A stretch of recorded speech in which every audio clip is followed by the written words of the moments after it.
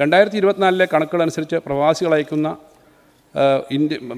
റെമിറ്റൻസിൻ്റെ കാര്യത്തിൽ ഇന്ത്യയിൽ കേരളത്തിൻ്റെ സ്ഥാനം ഒന്നാമതാണ്. 21% കേരളത്തിലേക്ക് പ്രവാസികളാണ് സംഭാവന ചെയ്യുന്നത്. സർ, ലോക കേരള കേന്ദ്രം. സർ, പ്രവാസികളുടെ നാടുമായിട്ടുള്ള ബന്ധം പ്രോത്സാഹിപ്പിക്കുന്നതിന് ലോക കേരള കേന്ദ്രങ്ങൾ സ്ഥാപിക്കണം എന്ന നിർദ്ദേശം ഉയർന്നു വന്നിരുന്നു. ലോക കേരള കേന്ദ്രത്തിൽ ഇതിനായി കേരളത്തിൻ്റെ ഒരു പരിച്ഛേദം ഒരുക്കണം എന്നതാണ് നിർദ്ദേശം.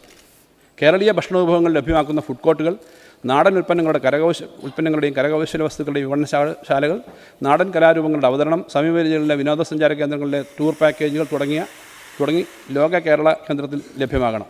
കേന്ദ്രം സന്ദർശിക്കുന്നവർക്ക് താമസിക്കാനുള്ള സൗകര്യം ഉണ്ടാവണം. പ്രവാസി സംഘടനകൾക്ക് അവരുടെ അംഗങ്ങളെയും സുഹൃത്തുക്കളെയും ഉൾപ്പെടുത്തി നാട്ടിലേക്ക് വിനോദസഞ്ചാര പരിപാടികൾ സംഘടിപ്പിക്കാം. സർ, ഇതിന് പ്രത്യേകമായ ഇൻസെൻറ്റീവ് അനുവദിക്കും. വാടകയ്ക്ക് നൽകാൻ സ്വന്തമായി പാർപ്പിടം വാങ്ങാനും തയ്യാറെങ്കിൽ വാടകയ്ക്ക് നൽകാനും പ്രായമായവർക്കും അസിസ്റ്റഡ് ലിവിംഗ് സൗകര്യം ഒരുക്കാനും ഈ പദ്ധതിയിലൂടെ കഴിയും. ഈ പദ്ധതിക്ക് പ്രാഥമികമായിട്ട് 5 കോടി രൂപ വകയിരുത്തുന്നു. സർ, പശ്ചാത്തല മേഖല. പശ്ചാത്തല മേഖലയിൽ മുൻ ബജറ്റുകളിൽ പ്രഖ്യാപിച്ച പദ്ധതികളെല്ലാം തന്നെ പൂർത്തിയാവുകയോ വലിയ പുരോഗതി കൈവരിക്കുകയോ ചെയ്തിട്ടുണ്ട്. ദേശീയപാതകൾ മുതൽ ഗ്രാമീണ പാതകൾ വരെയുള്ള റോഡ് ശൃംഖല, ഗെയിൽ പൈപ്പ് ലൈൻ, അന്തർ സംസ്ഥാന വൈദ്യുതി പ്രസരണ സംവിധാനം, കെ-ഫോൺ ഉൾപ്പെടെ വിവരസാങ്കേതിക രംഗത്തെ പശ്ചാത്തല സൗകര്യങ്ങൾ, കൊച്ചി മെട്രോ, വാട്ടർ മെട്രോ, ദേശീയ ജലപാത, വിഴിഞ്ഞം തുറമുഖം, വിമാനത്താവളങ്ങളുടെ വികസനം, കൊച്ചി കപ്പൽശാലയുടെയും തുറമുഖത്തിൻ്റെയും പുരോഗതി എന്നിങ്ങനെ കേരളീയരുടെ ആത്മാഭിമാനവും സംരംഭകരുടെ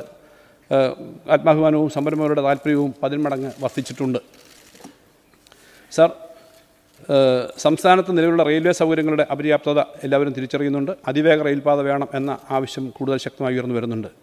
സർ, വിഴിഞ്ഞം തുറമുഖത്തിൻ്റെ 2, 3, 4 ഘട്ടങ്ങളുടെ നിർമ്മാണം മുൻപ് തീരുമാനിച്ചിരുന്നതിന് മുമ്പ് 2028 ഡിസംബറോട് കൂടി പൂർത്തിയാക്കാൻ ധാരണയായി. ഇത് കേരളത്തിൽ നടാടെ നടക്കുന്ന കാര്യമാണ്.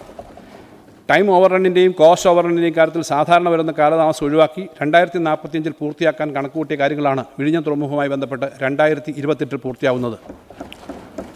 സർ, തുറമുഖ അനുബന്ധ പ്രവർത്തനങ്ങൾക്കായി കേന്ദ്ര സംസ്ഥാന സർക്കാരുകൾ ഏറ്റെടുക്കേണ്ട മുഴുവൻ ചെലവും ഇതുവരെ വഹിച്ചത് സംസ്ഥാന സർക്കാരാണ്. വയബിലിറ്റി ഗ്യാപ്പ് ഫണ്ട് എന്ന നിലയിൽ കേന്ദ്രം ഏറ്റിരുന്ന തുകയും സംസ്ഥാനം നൽകേണ്ട അവസ്ഥയാണ്.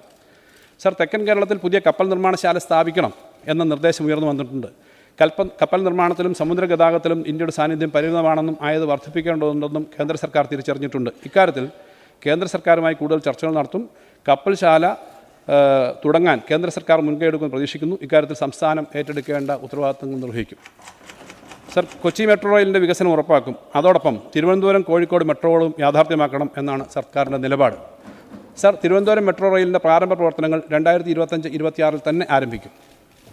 സർ, വിഴിഞ്ഞം തുറമുഖത്തിൻ്റെ പ്രവർത്തനം പുരോഗമിക്കുകയും കണ്ടെയ്നർ നീക്കം വർദ്ധിക്കുകയും ചെയ്യുന്ന മുറയ്ക്ക് സംസ്ഥാനത്തെ റോഡുകളുടെ ട്രാഫിക് സമ്മർദ്ദം ഉയരും. ദേശീയപാതകളോടൊപ്പം സംസ്ഥാന പാതകളുടെയും പ്രവൃത്തികൾ ദ്രുതഗതിയിൽ പൂർത്തിയാക്കാനാണ് സംസ്ഥാന സർക്കാർ തീരുമാനിച്ചിരിക്കുന്നത്. സർ, ഇതിൻ്റെ ഭാഗമായി വിവിധ ഡെവലപ്മെൻറ്റുകൾ ഉയർന്നു വരുന്നുണ്ട്. റെയിൽവേ ക്രോസിങ്ങുകളുടെ തടസ്സം ഒഴിവാക്കുക ഉൾപ്പെടെയുള്ള എല്ലാ ലക്ഷ്യവും പൂർത്തീകരിക്കാൻ ശ്രമിക്കും.